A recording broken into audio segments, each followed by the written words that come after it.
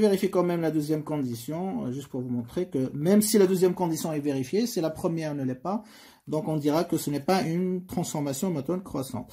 Donc qu'est-ce qu'on fera? Bah, U de A, pareil, on calcule U de B, on regarde. Alors U de A, voilà, donc c'est juste la somme des quantités de X et de Y, donc ça fait 2 plus 4, ça fait 6.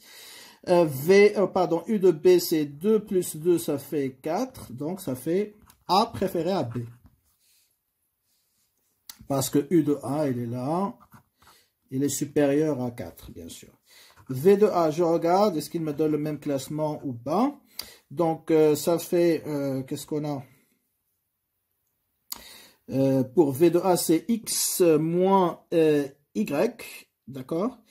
Donc, ça fait 2 moins 4, ok? Et P, c'est 0.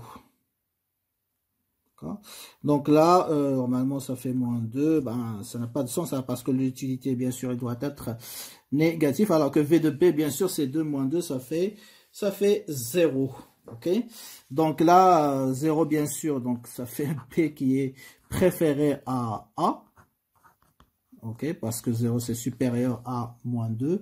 Et donc, par conséquent, donc ça ne donne pas le même classement. Pas le même classement. Pas le même classement.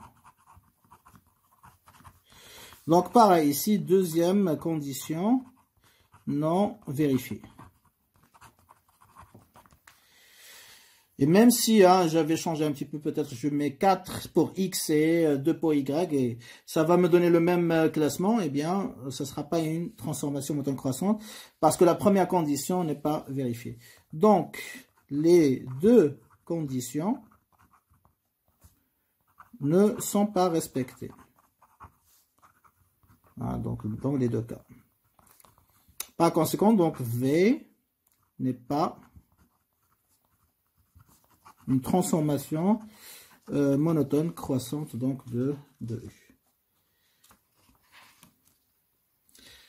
Donc voilà un petit peu donc la démarche pour répondre à ce type de questions.